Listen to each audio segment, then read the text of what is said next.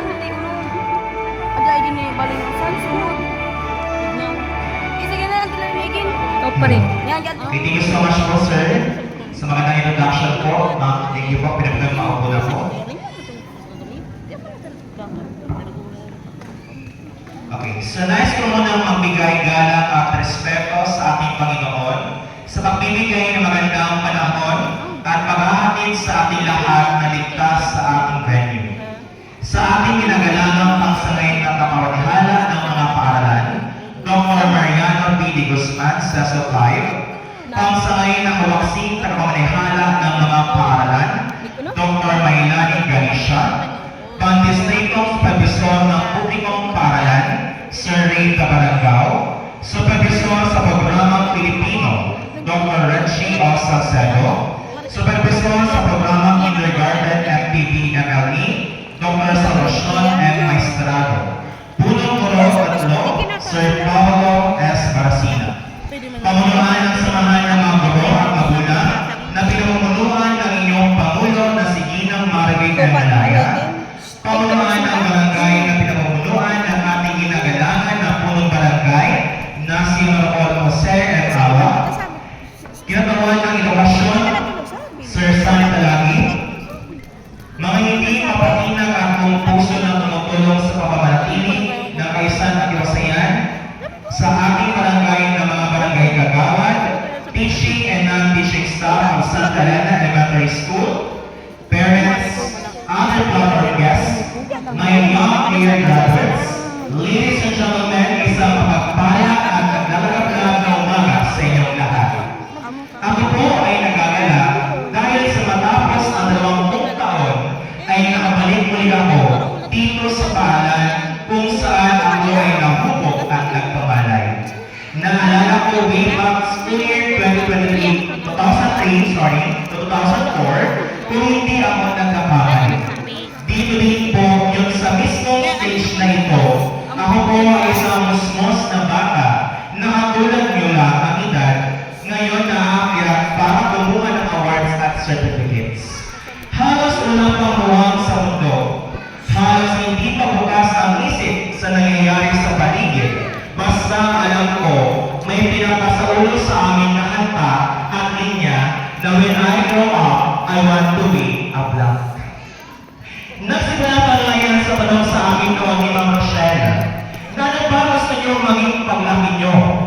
Then out of curiosity at walang patumpik-tumpik pa na sabi, teacher, gusto ko po maging teacher din paglaki ko. Kagaya ng mami ko at kagaya niyo po.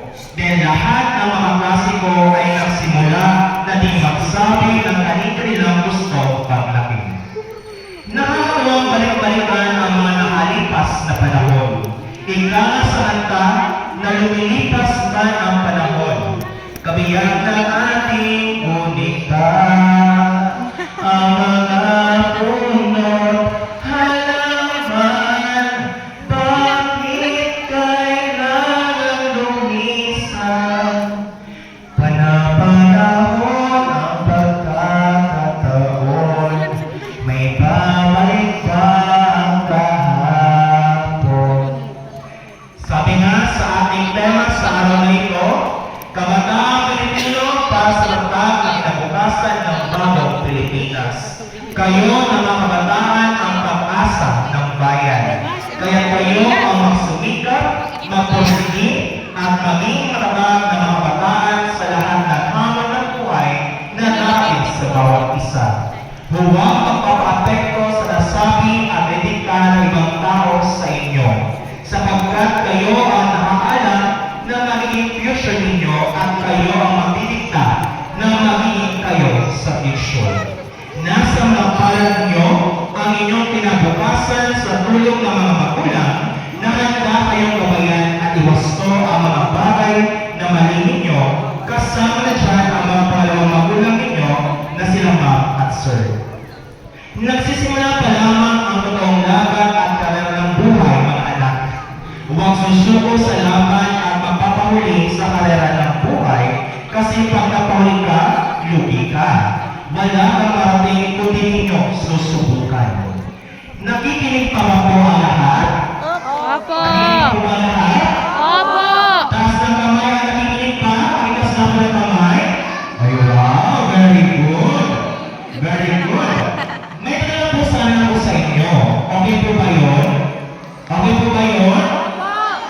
Okay po. So, sino po dito ang gusto maging teacher? Makitaas ng kamay. Gusto maging teacher? Meron po ba? Ay, meron din po pala mga Agnes. Sino ba gusto maging doktor? Doktor? Ay, wow, meron din. Gusto maging sundalo? Sundalo po. Sino gusto maging sundalo? Ay, wala. Pulis. Sino ba gusto maging pulis? Ay, wow, very good. How about the fireman o bumbero? Bumbero po, meron po ba? Ayan, meron din. So, wow. Ang akin naman po pala ng mga pupils ni Ma'am Agnes. Okay, so ayan. So, para po matupad ang iyong mga pangarap, mga bata, huwag kayong titigil na matuto at huwag kayong titigil na mangarap. Sapagkat, kapag may pinangahawakan kayong pangarap, yan ang magsisilbing pundasyon at susi ninyo sa naghihintay na pinto ng kinabukasan na para sa inyo. Huwag matakot na mataas ang iyong mga pangarap sa buhay dahil ito ay libre lang. Dreaming is free, but you need to study well and be physically healthy to make you successful. Kaya kumain ng gulay at prutas para kayo ay maging malakas at matalino.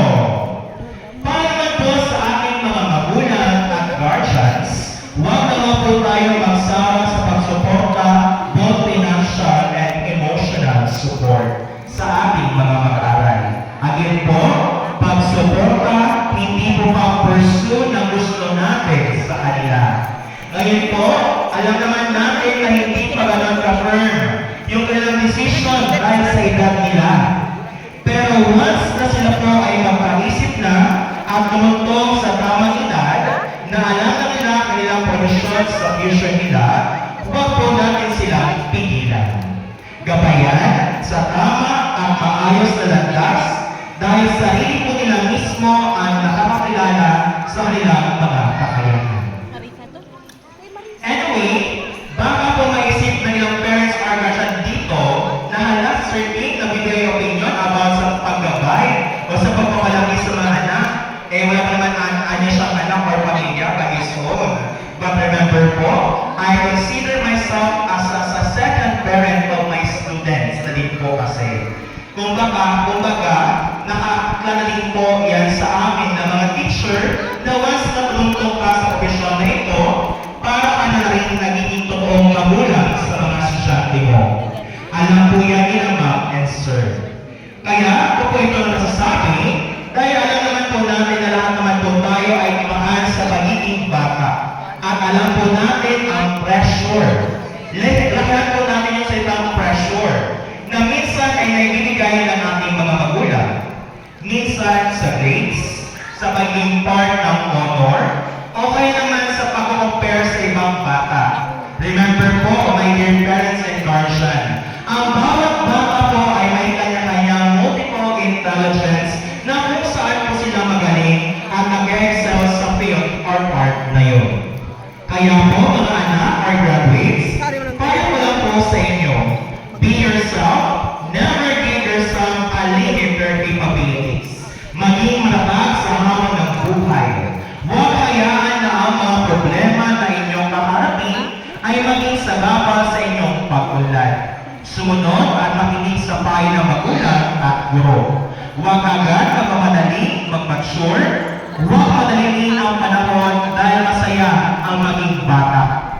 Before I end my speech, I would like to recognize and give thanks to the teachers behind and helping part in my success in the present life. To my grade 6 advisor, Ma'am Eugene Aymora, grade 5 advisor, Sir Salvador G. Valenzuela, grade 4 advisor, Ano di ka magkatamatanggan, magpasok na grade kami. 3 advisor, Ma'am Divina Alvarez, grade 2 advisor, Ma'am Shuri, kindergarten advisor, Ma'am Rochelle, and special mention to my ever supportive and one of the reason why I also choose this profession, my idol, my Nina in heaven, grade 1 advisor, Ma'am Caroline de la Cruz, Villa Gomez.